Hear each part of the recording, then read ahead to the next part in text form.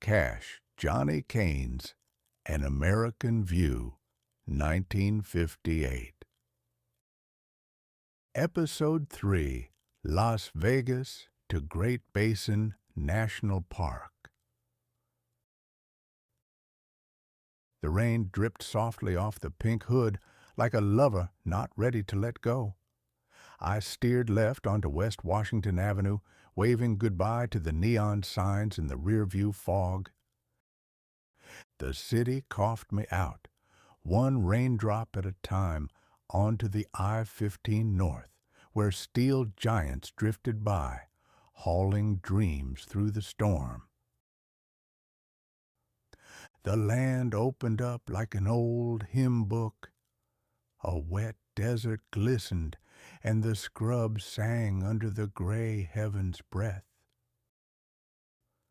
The rain followed me like a stray dog with a broken heart, and somewhere past Apex, I wondered if the galaxy was just a truck stop without clocks.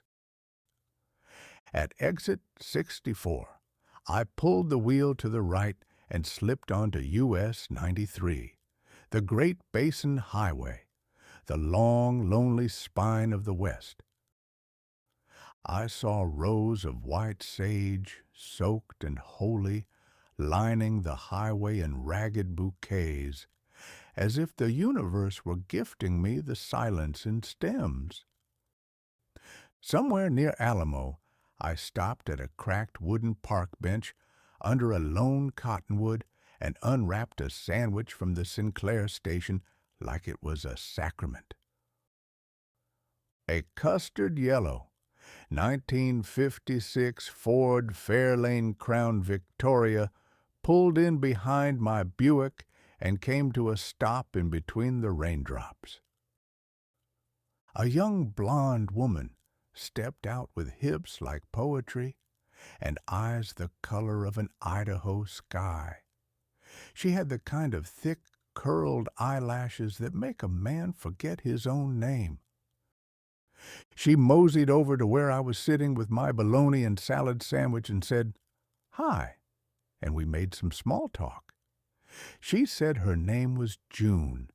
Her voice was pure sunshine in a thunderstorm. She said that she was on her way to Salt Lake City to see a brother who never writes. We bounced between jukeboxes, trout fishing, and how rain makes lonely feel less alone. She smiled and touched the Buick's chrome and said, "You got good taste, mister." Then she drove off like a song that never made it to the radio. Back on the road, miles passed like half-remembered lullabies. Alamo was quiet, an old ranching town with faded signage and one barbershop still glowing stubbornly through the rain. Cottonwoods lined the street like guardians of forgotten cattle trails. Ash Springs rolled past in a blink. Steam from the hot springs rose into the cooling desert air. The highway bent gently beside groves of mesquite and desert willow. Caliente was a rusted jewel. Its Spanish Revival train depot still stood proud, red-tiled and timeless. Kids played stickball in the wet gravel beside a shuttered hardware store. Piocha was a sleepy slope of weathered buildings hanging onto the mountainside. Rusted mining cables stretched overhead. The town had a haunted calm, like it never forgot its violent past.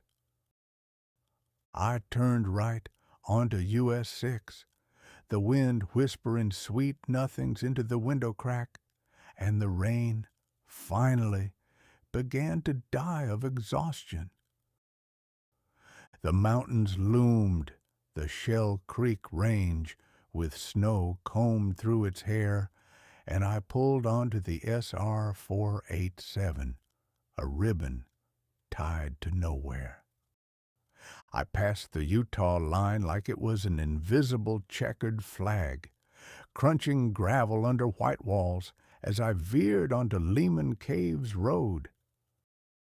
As the clouds broke, I turned up the radio, and Buddy Holly came through like a gentle confession.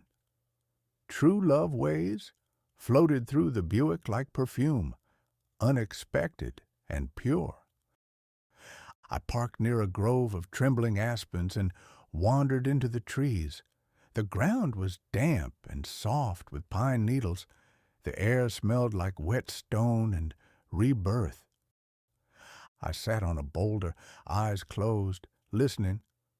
Buddy's voice wrapped around my ribs and held tight.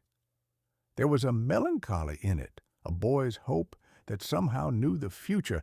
I could feel every word echo inside me, like someone whispering forgiveness I didn't know I wanted. The sky cleared as I arrived, Great Basin rising before me like a forgotten cathedral, silent, eternal, cradled by pines and time. I checked into the Whispering Pines Motor Lodge with green trim, metal keys, and a heater that hummed like an old man sipping soup. Dinner was a pot roast at Peg's Mountain Diner, served by a woman who wasn't Peg, with silver hair and a face that said, "Eat slow, hun, the night ain't budgin'." I slept deep as if the mountains were tucking me in with their breath, and in the morning I rose with a dawn in watercolors, painted in apricot and lavender. I drove out with a thermos full of black coffee and eyes full of wonder.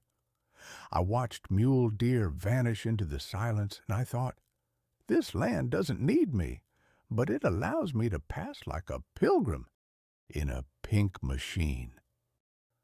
I headed north to the next mystery.